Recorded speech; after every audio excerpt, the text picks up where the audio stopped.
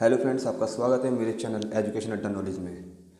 अच्छा फ्रेंड्स, मैं यहाँ पे आपको बड़ा एक इम्पोर्टेंट टॉपिक के बारे में डिस्कस करने जा रहा हूँ, जो कि टॉपिक का नाम है विटामिन्स।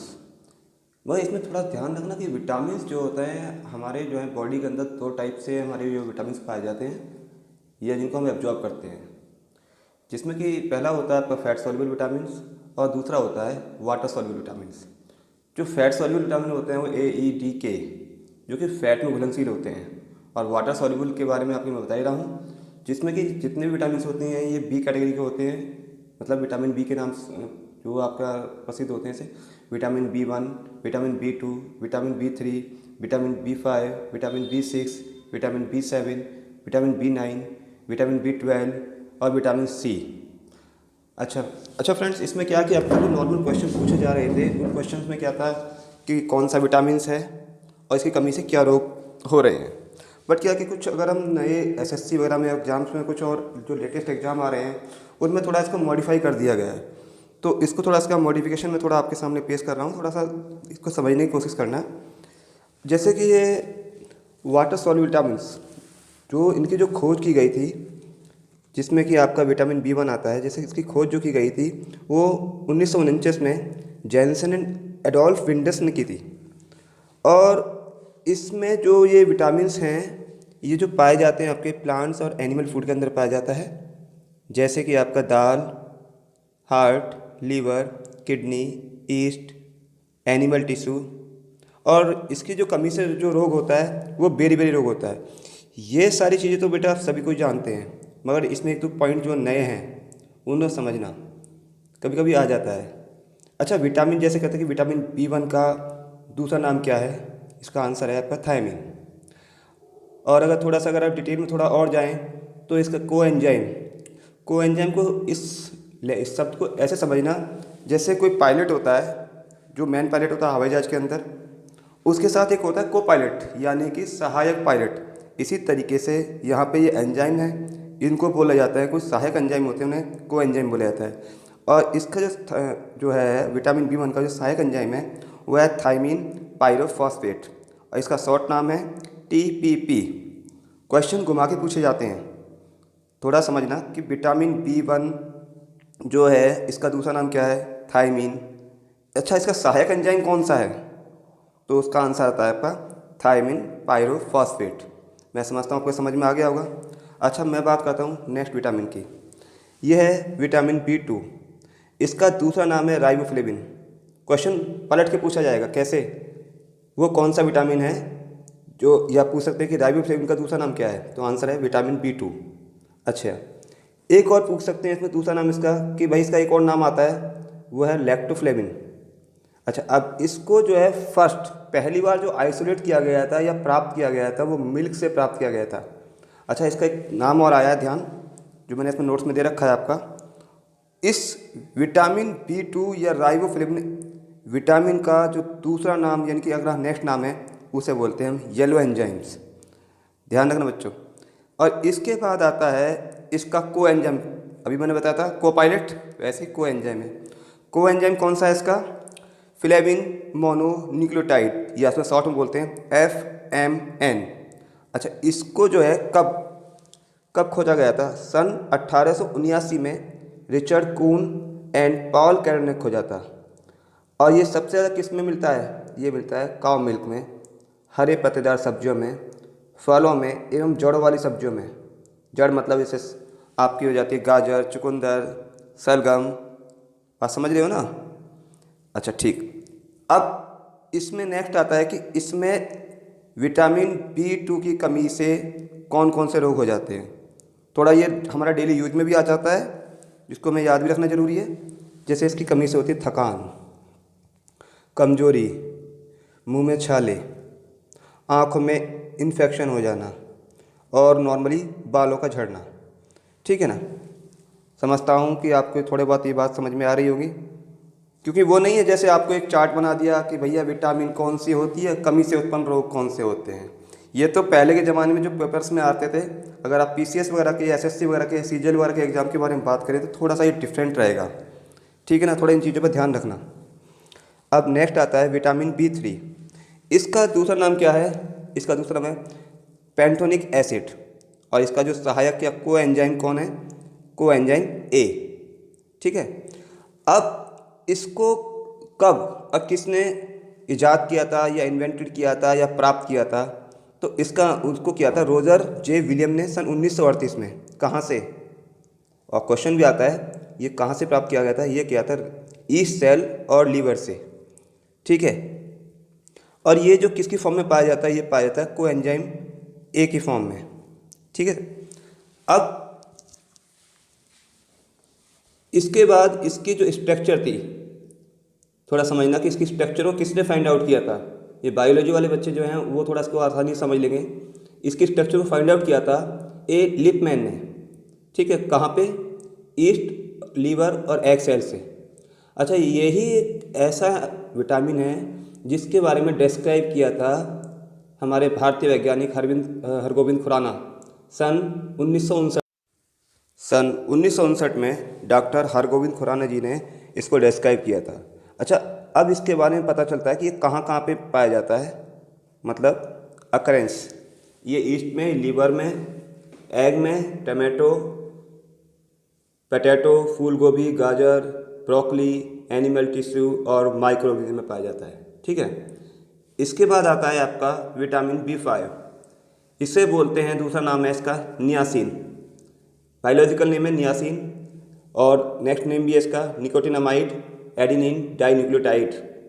ठीक है, इसको आप एक तरीके से याद रख सकते हो कि पुराने ज़माने में इसको एज ए बॉडी की हेल्थ के तौर पे, अच्छी हेल्थ के तौर पे इसको जो है मानते थे लोग, पर जैसे ही साइंस ने थोड़ी डेवलपमेंट किया तो पता चला ये एक नशीला पदार्थ है जो कि सन 1911 में फंक ने खोजा था। साइंटिस्ट का नाम है फंक। अच्छा, ये जो पाया जाता है आपका ईस्ट, सोलोमन मछली, अंडे और रेड मीट में, और इसका थोड़ा सा जो निकोटिनामाइड एडिनिन डाइन्यूक्लियोटाइड है, इसका शॉर्ट में नेम है NAD।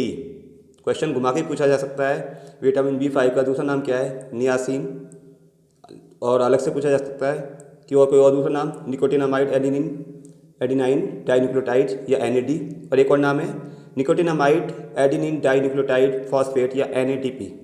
अच्छा, इसकी कमी से क्या होता है, इसकी कमी से दर्द, कहाँ पे, मांसपेशियों में, सिर में दर्द, कमजोरी, गले में खराश, कब्ज, उल्टी, हाथ पैरों का सुन्न हो जाना या कभी कभी पैरालिसिस का भी अटैक आने का खतरा रहता है। अब ये मोस्टली किन लोगों में पाया जाता है, जो लोग वेजिटेरियन होते हैं, वो प्रॉपर अंडा मीट मछली कुछ नहीं खाते, तो उसमें मोस्टली ये पाया गया है कि ये विटामिन B5 की कमी से उनको ये बीमारियां जो मैंने अभी आपको बताई है ये होने की संभावना ज़्यादा अधिक होती है, या कभी कभी ज़्यादा इनमें पाई जाती है। ठीक है, नेक्स्ट आता है आपका विटामिन B6। ठीक है, इसका दूसरा नाम है पायरिडॉक्सिन। ठीक, पायरिडॉक्सिन, इसका जो को एंजाइम यानी कि को पायलट वो है पायरिडॉक्सल फॉस्फेट, या दूसरा नाम है पायरिडॉक्सल फॉस्फेट। ठीक है, इसकी जो खोज की थी वो एल्बर्ट सीजेंट गॉर्जी ने सन 1934 में की थी। इसको पहली बार जो आइसोलेट किया गया था वो ईस्ट और लीवर सेल से किया गया था सन 1938 में।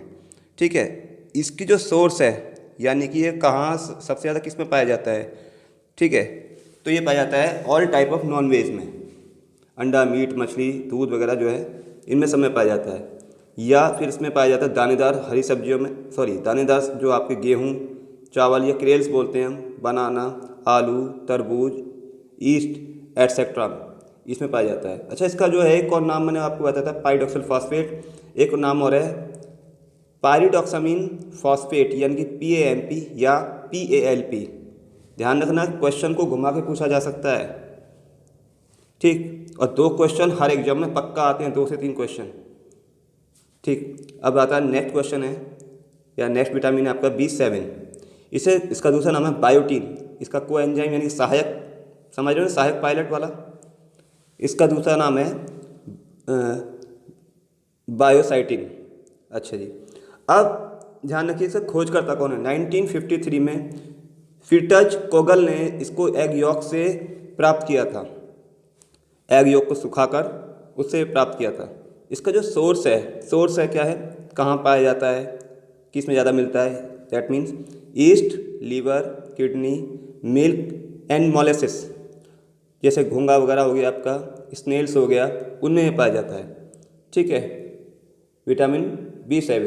अच्छा, इसकी कमी से क्या रोग हो सकते हैं? इसकी कमी से लकवा, बॉडी पेन, ग्रोथ में कमी और लॉस ऑफ हेयर।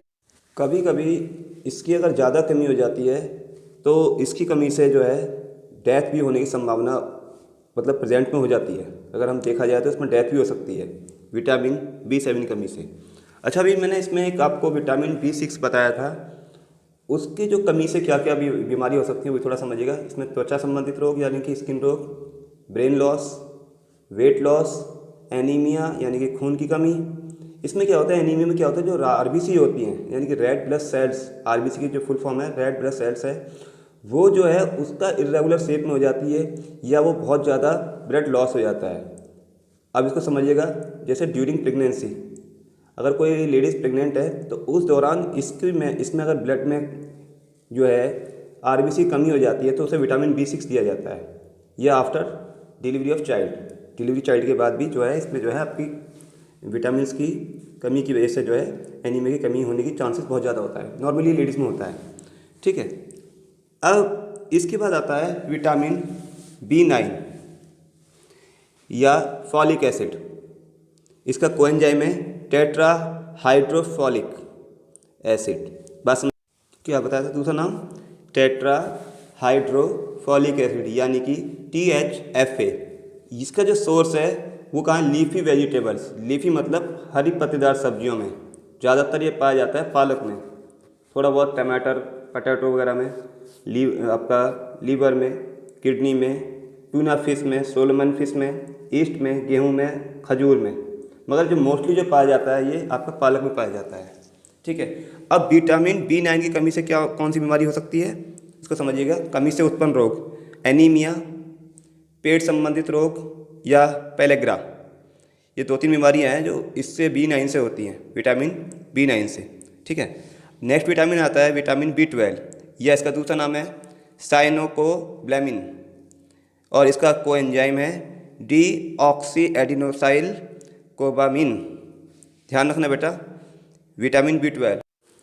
अच्छा, इसमें क्या है कि ये जो विटामिन B12 है फर्स्ट टाइम इसमें नोबेल प्राइज़ दिया गया था 1934 में। जो पूरी विटामिन हैं इसमें सबसे पहले विटामिन B12 में नोबेल प्राइज़ दिया गया था, ध्यान रखना।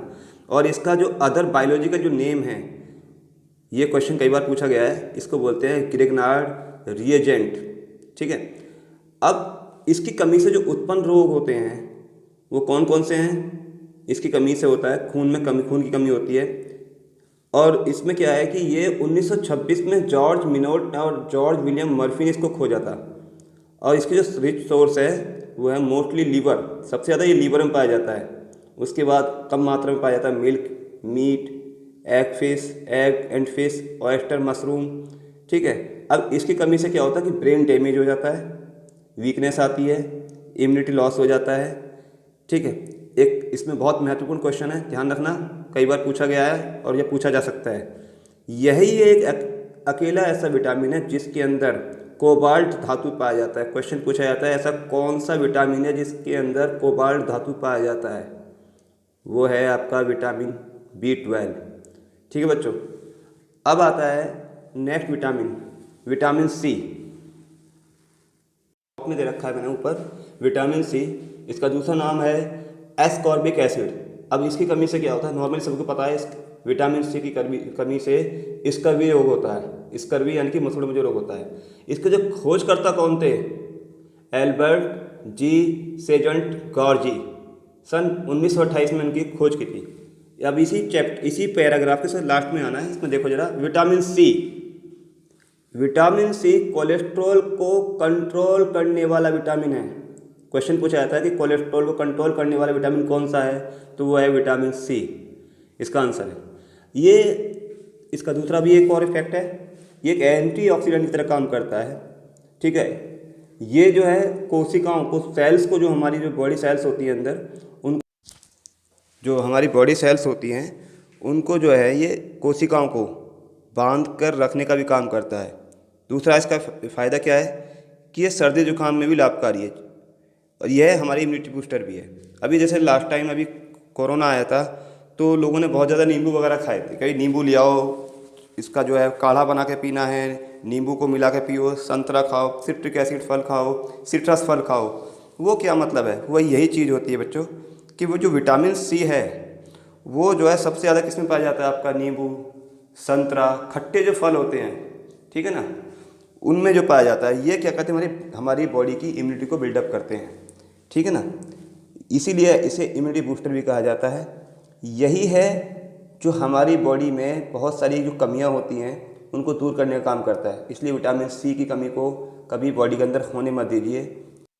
आशा करता हूँ कि आज आपको मेरे द्वारा पढ़ाया गया vitamin C, water soluble vitamin अच्छा लगा होगा। अगर आपको ये टॉपिक अच्छा लगा है तो प्लीज़ मेरे चैनल एजुकेशन अड्डा नॉलेज को लाइक एंड सब्सक्राइब जरूर कीजिए और जितना हो सके अपने फ्रेंड्स को शेयर कीजिए, उन तक ये जरूर जानकारी जरूर पहुँचे, क्योंकि आने वाले एग्जाम में कुछ क्वेश्चंस घुमा फिरा के पूछे जाएंगे।